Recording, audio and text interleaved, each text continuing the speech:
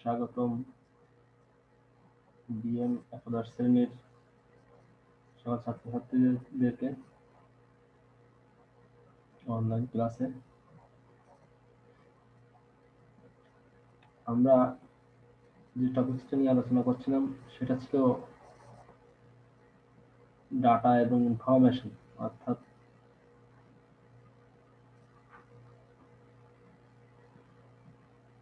তথ্য, উপাত্ত, অর্থাৎ উপাত্ত বা তথ্য। তো উপাত্তকে ডাটা বলা হয় এবং ইনফরমেশন বলতে তথ্যকে বোঝানো হয়। আমরা বলার সময় সাধারণত তথ্য উপাত্ত বলে থাকি, কিন্তু আসলে উপাত্ত তথ্য, অর্থাৎ ডাটা ইনফরমেশন। আমরা বিগত ক্লাসে যেটা দেখেছিলাম, ডাটা এবং ইনফরমেশন এই দুটা কি জিনিস, কাকে বলে এবং উদাহরণ, এগুলো আমরা দেখেছিলাম। আজকে ক্লাসে আমরা দেখব ডাটা এবং ইনফরমেশনের পার্থক্য, অর্থাৎ উপাত্ত এবং তথ্যের পার্থক্যটা আমরা আজকে দেখব।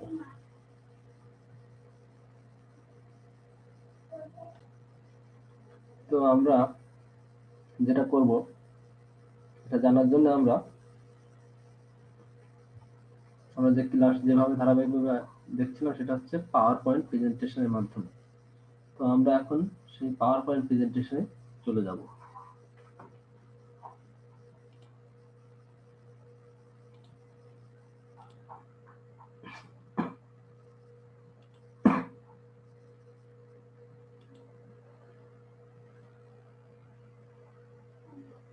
ডাটা ও তথ্যের মধ্যে পার্থক্য, বা বলা যায় উপাত্ত এবং তথ্যের মধ্যে পার্থক্য। কি পার্থক্য? আমরা পার্থক্যগুলো একটা গেলে দেখতে পাচ্ছি। ডাটা এবং তথ্য। ডাটা কি? তথ্যের ক্ষুদ্রতম অংশ সমূহকে ডাটা বলে। আমরা আগেই জেনেছি তথ্য গঠিত হয় ক্ষুদ্র ক্ষুদ্র ডাটা নিয়ে, অর্থাৎ এক একটি ডাটা, কয়েকটি ডাটা মিলে একটা তথ্য তৈরি হয়। তথ্য কি? প্রক্রিয়াকৃত ডাটাকে তথ্য বলে। ডাটাকে যখন প্রক্রিয়াকরণ করা হয় তারপর যে রেজাল্ট বেরোয় সেটাই হচ্ছে তথ্য। 2 নম্বর আমরা কি দেখছি? ডাটা হচ্ছে কোনো কিছুর প্রাথমিক অবস্থা, আর তথ্য হলো কোনো কিছুর দ্বিতীয় অর্থাৎ পরবর্তী অবস্থা। দ্বিতীয় অর্থাৎ পরবর্তী বলতে বোঝানো হচ্ছে প্রাথমিক যে অবস্থা সেটাকে পরিবর্তিত করার পরে যে অবস্থাটা পাই সেটাকেই দ্বিতীয় অবস্থা বলা হয়।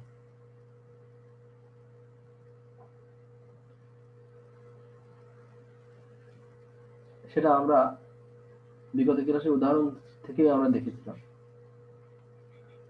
ডাটা হচ্ছে উৎস, সোর্স। আমরা দেখছি ডাটা হচ্ছে উৎস।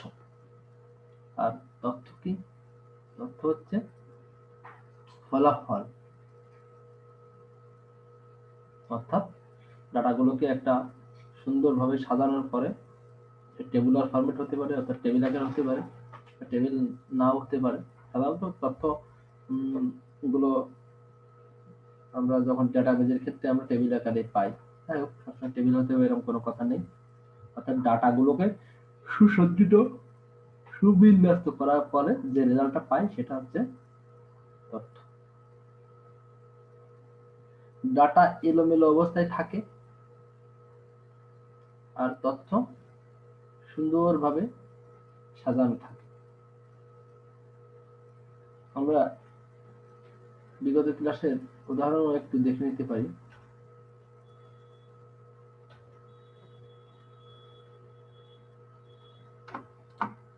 দেখো, ইনফরমেশন দেখো। তার আগে আমরা ডাটাটা একটু দেখে নিই।